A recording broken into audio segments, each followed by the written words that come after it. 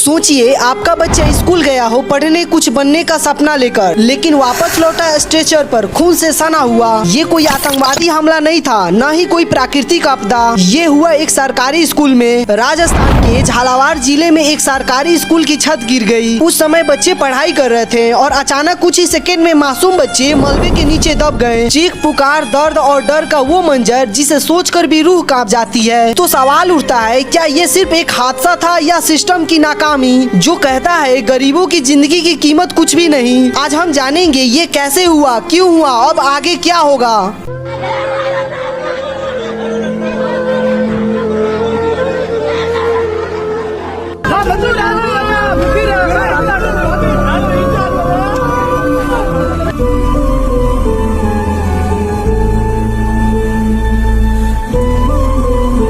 जय श्री राम दोस्तों, ये घटना घटित हुई राजकीय उच्च प्राथमिक विद्यालय पिपलोद झालावाड़ में, जो कि राजस्थान में है। स्कूल की बिल्डिंग पहले से ही खराब कंडीशन में थी। स्थानीय लोगों ने कई बार शिकायत की थी, लेकिन वहां की प्रशासन ने न तो इसकी मरम्मत करवाई और न ही बच्चों की सुरक्षा का ध्यान रखा। हादसे वाले दिन एक क्लासरूम का छत अचानक से नीचे गिर गई, जिसमें से 6 बच्चे गंभीर रूप से घायल हो गए, जिनके सर में, पीठ में, हाथ पैर में बहुत ज्यादा चोटें लगी और कुछ बच्चे मारे भी गए। आखिर कौन है इसका जिम्मेदार? सरकारी रिकॉर्ड्स बताते हैं कि स्कूल की मरम्मत के लिए 2022 में बजट पास हुआ था, लेकिन आज 2025 है और मरम्मत का एक काम भी शुरू नहीं हुआ। यानी फंड जारी हुआ था, लेकिन जमीन पर कुछ नहीं हुआ। तो सवाल उठता है, ये पैसा कहाँ गया? क्या कोई जिम्मेदार अफसर इसे निगल गया या फिर पूरे सिस्टम की आंखों पर पट्टी बंधी थी? 10 साल का आरव जो कि हॉस्पिटल में है, उसकी माँ कहती है कि सरकार कहाँ है?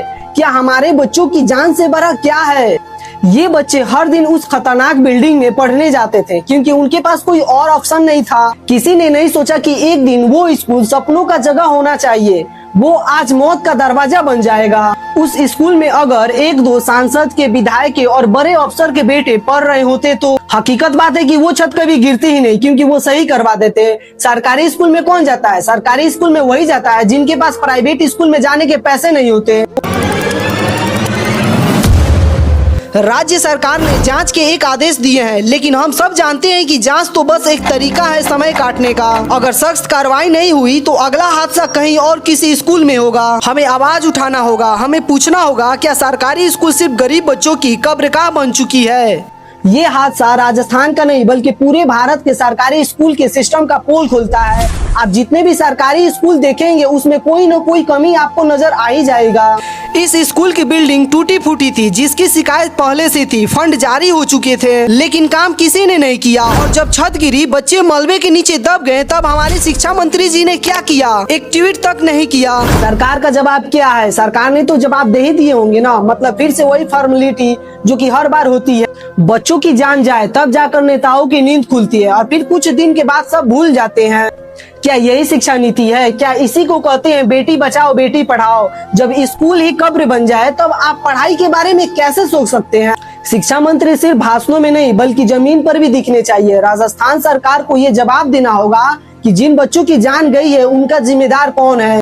क्या सिर्फ ठेकेदार है, क्लर्क है या फिर पूरा सिस्टम? जब तक दोषियों पर कार्रवाई नहीं होती तब तक ऐसे स्कूलों की हालात नहीं सुधरती। तब तक हम मानेंगे ये सरकार बच्चों की नहीं बल्कि चुनावों की परवाह करती है। जो मासूम बच्चे घायल हुए हैं उनके लिए दुआ कीजिए, क्योंकि अभी भी वो गंभीर अवस्था में हॉस्पिटल में एडमिट है। और जो चले गए, भगवान उनकी आत्मा को शांति दे। अगर आपको लगता है कि हर बच्चे को सुरक्षित स्कूल मिले और हर सरकारी स्कूल की जांच हो, मरम्मत हो या फिर नया बने, तो इस वीडियो को बहुत ज्यादा शेयर कीजिए। हम चाहेंगे मंदिर से ज्यादा स्कूल की जरूरत है।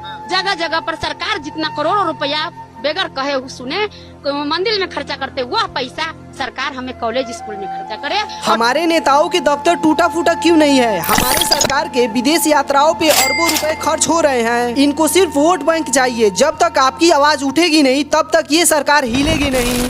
मैंने इस टॉपिक पर वीडियो बना करके अपनी जिम्मेदारी को निभाया। अब आप इस वीडियो को अपने दोस्तों और रिश्तेदारों में शेयर करके अपनी जिम्मेदारी को निभाइए।